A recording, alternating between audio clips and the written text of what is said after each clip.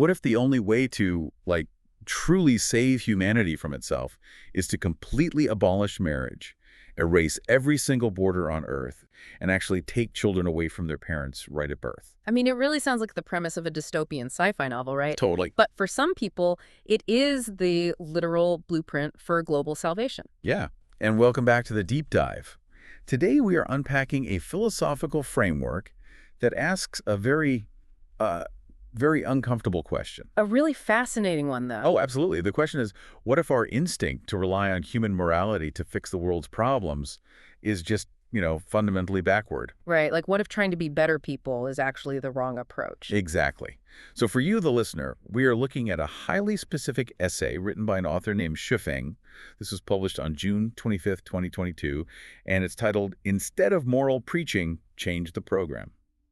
And before we go any further, we definitely need to set some ground rules for today's session. Yes, very important. Because this is an ideological text.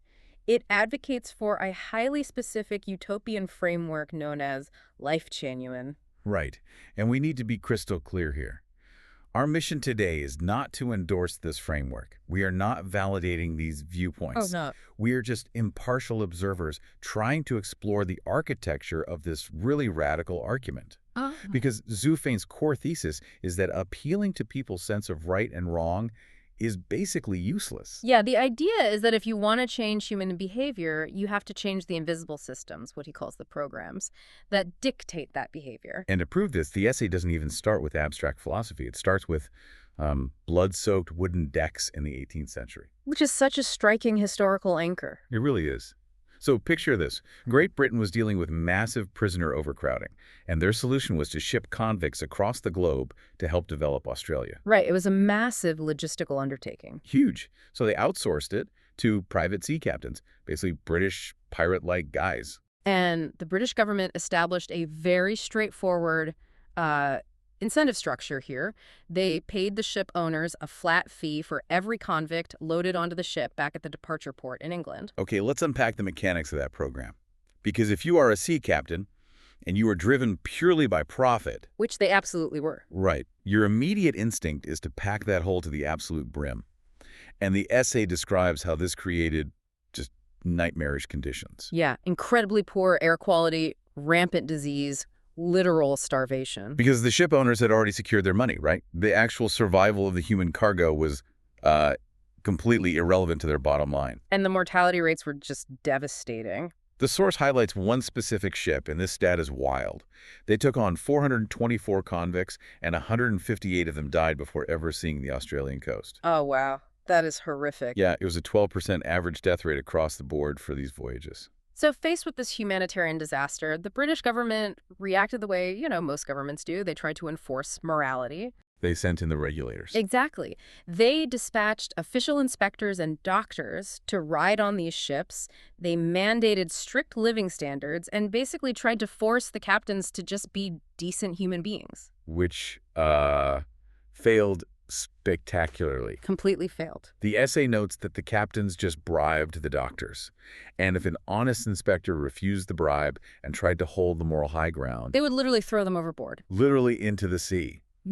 Moral preaching and government oversight were just completely powerless against the financial incentive. So the government finally realized they had to stop preaching. They needed to change the program. Right. They altered a single line in the contract. Instead of paying for every convict boarded in England, they started paying only for every convict safely delivered to Australia. And the result is crazy.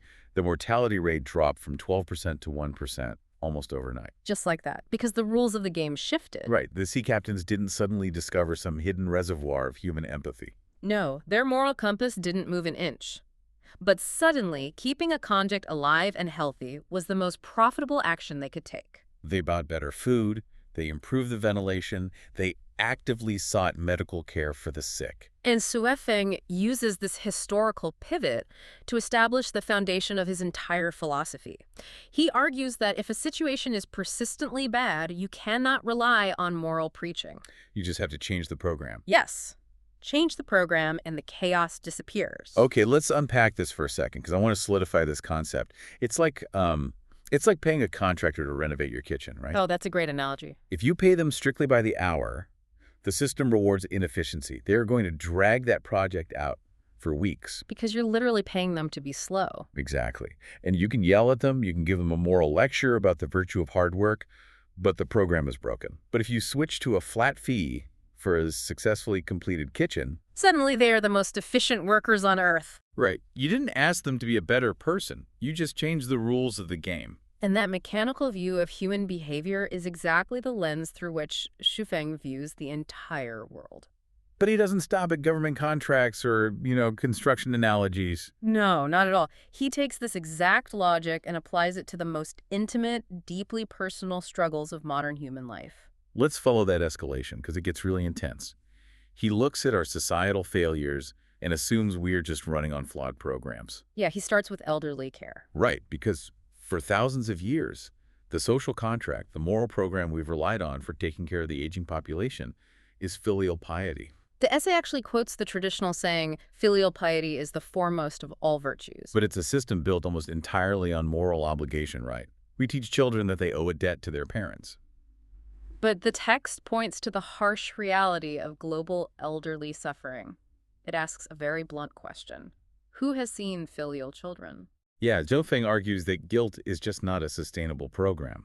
And he lists all the modern alternatives we've tried. Right, hotel retirement, nursing homes relying on pensions. And he says all of them failed to alleviate the actual loneliness and terror of growing old. So, following the logic of the convict ship, if filial piety in nursing homes are persistently failing, the program must be scrapped entirely. And the radical solution he introduces is the Second Home Life Mode program created by Lifechanyuan, which promises a happy later life regardless of your wealth, and crucially, regardless of whether you even have children. In this framework, the burden of care is completely severed from the biological family. It shifts the entire mechanism of survival to a communal infrastructure. And that severing of personal obligation is where this ideology really begins to show its teeth. Oh, definitely. Because if guilt can't sustain elderly care, the author applies that exact same scalpel to our most intimate social contract, marriage. This is where the text takes its most startling leap.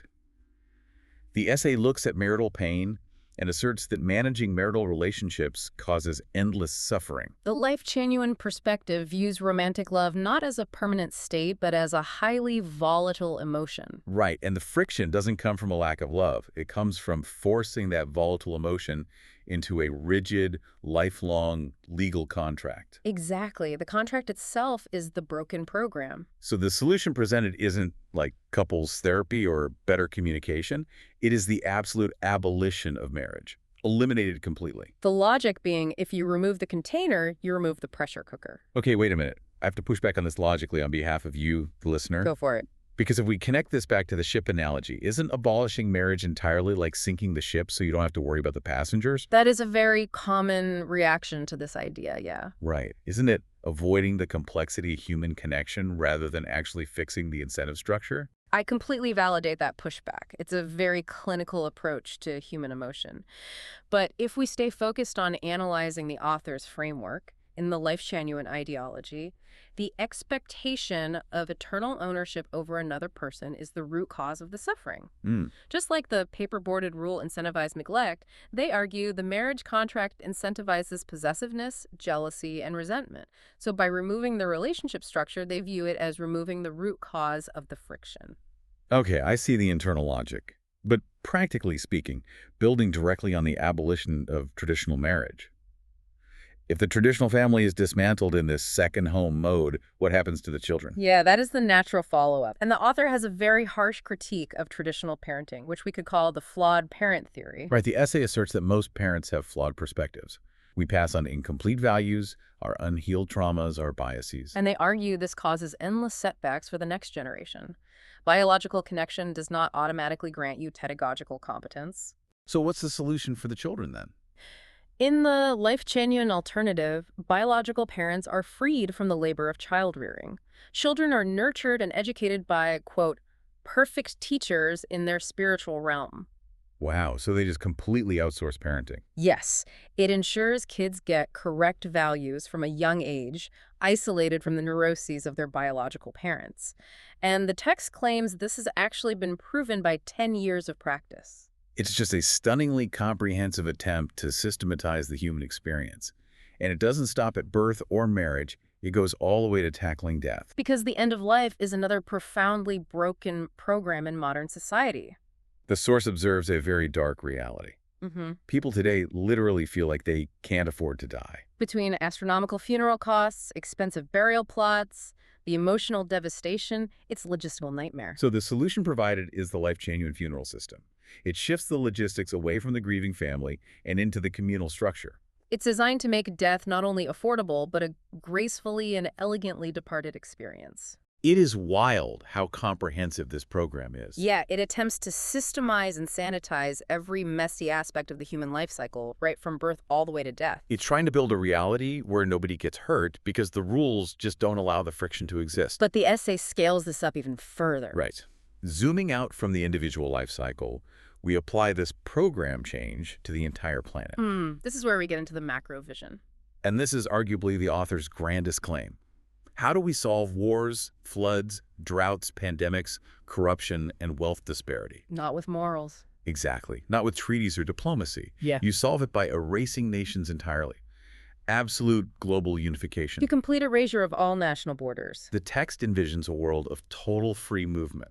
The phrase it uses is you and me and you. Which is an incredible concept, because the logic is if there are no borders, who is left to fight? Exactly. The essay points out that massive military budgets would just vanish. Destruction ends. It frames erasing global borders as just like a logistical toggle switch. It requires a fundamental belief that structural divisions, the lines on the map, are the primary drivers of human conflict. But this brings us to the final, crucial piece of the puzzle. Right, the implementation. Because you can't just announce that borders are gone, marriage is abolished, and children belong to the collective, and expect 8 billion people to just go along with it. No, a massive planetary program change like this requires someone to write the code.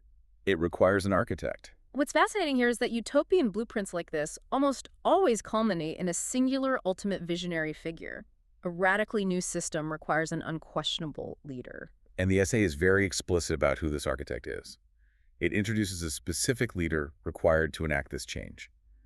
Deiform Buddha of Lifechanyuan. The text elevates this figure above all other historical and contemporary leaders. It even uses a really fascinating comparative detail. The author brings up the Ziwei saint. Oh, right. For context, in certain esoteric and prophetic traditions, the Ziwei saint is basically a messianic figure destined to descend to Earth and bring global peace. It's the ultimate mythological baseline for a savior.